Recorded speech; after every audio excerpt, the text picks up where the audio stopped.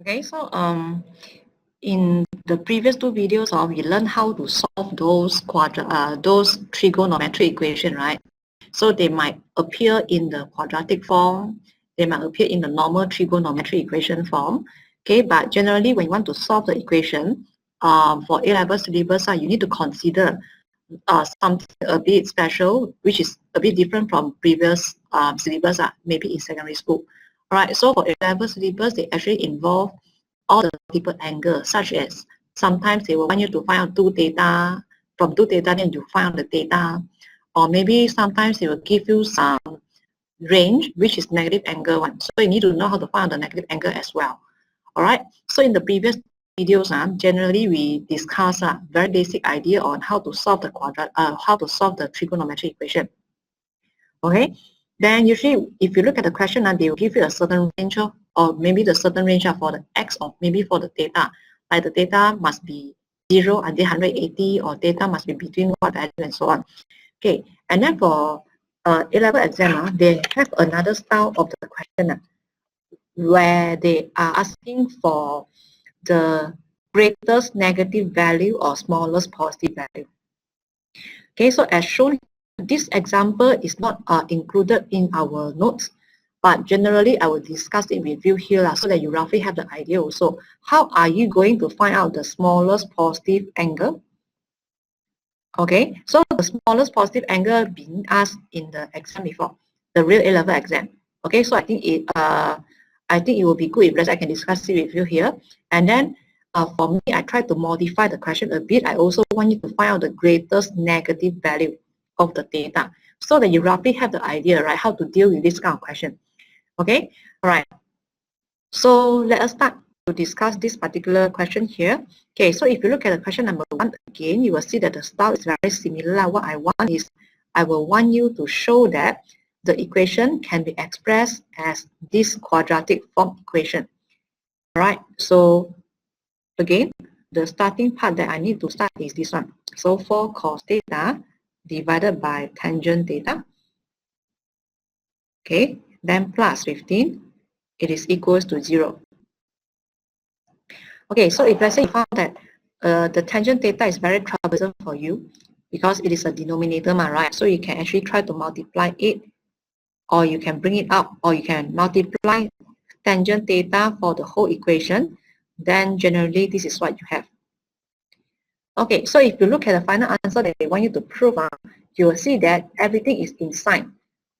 Okay, so you can try to adjust a little bit. So anything you can adjust it become sine or not.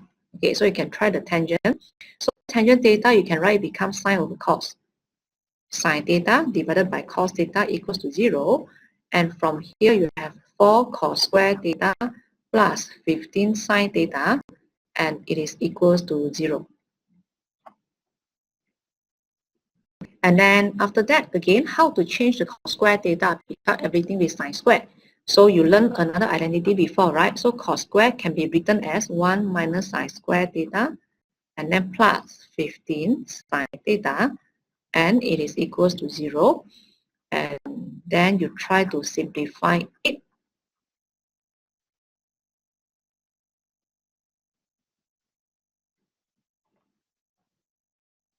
Then you'll get 4 sine square theta minus 15 sine theta plus 4, and it is equals to 0. Okay, so here we successfully get the equation that they want us to prove. Okay, but did I do any careless mistake here? Wait, let me check why it is like. Okay, so I forget to multiply with negative for this part, right?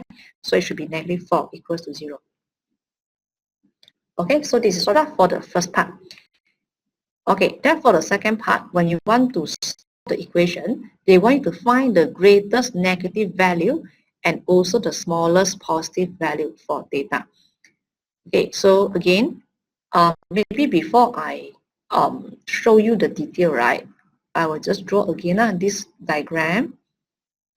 This is all sine, tangent, cos.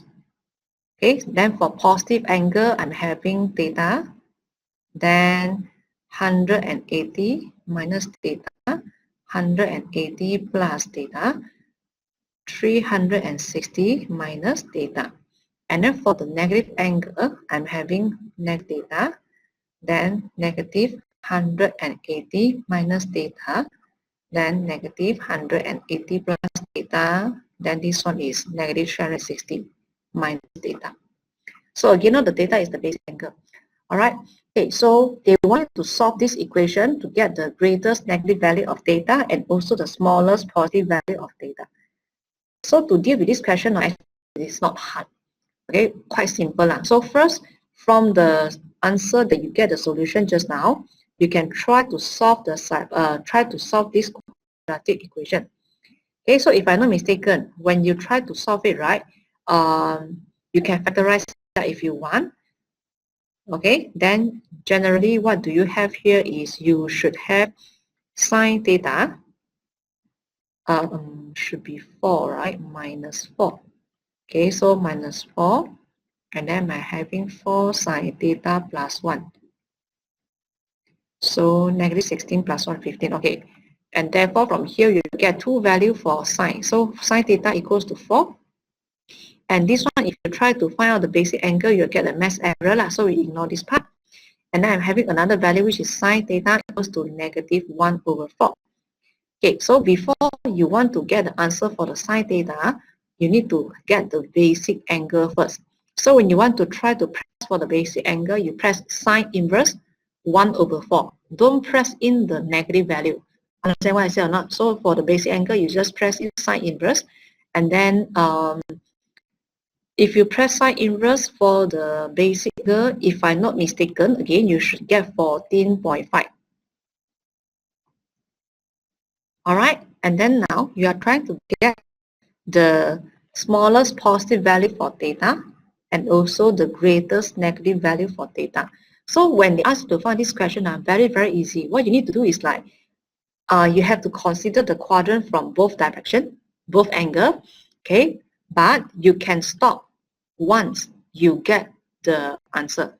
Okay, as an example, I start with positive angle first. I want to get the smallest positive value for theta.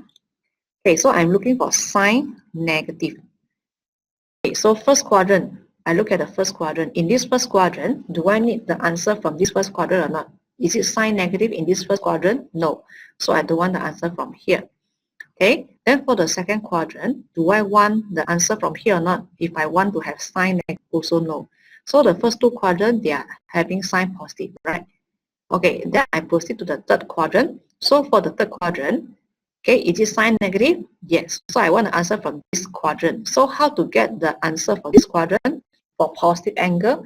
It is 180 plus theta plus basic angle. So that means I take 180 plus 14.5.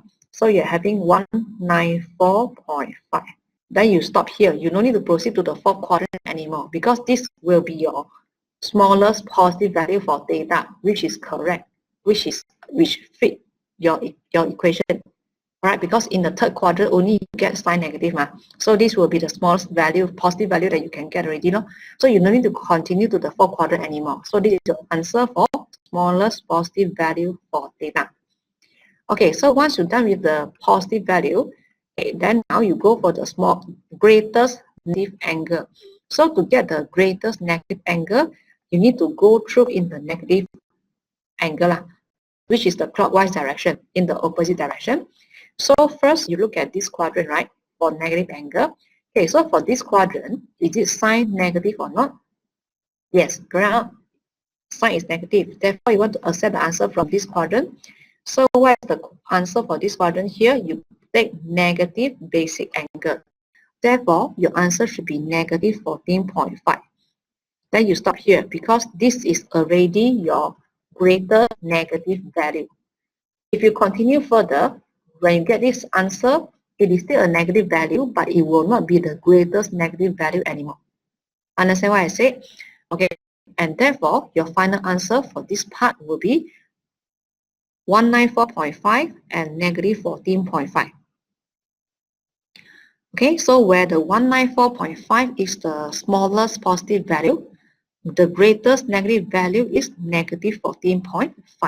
So this is how we do it. So if you look at this question, right, they didn't give you the range, but they just tell you that they want the smallest positive and also the greatest negative angle for the data.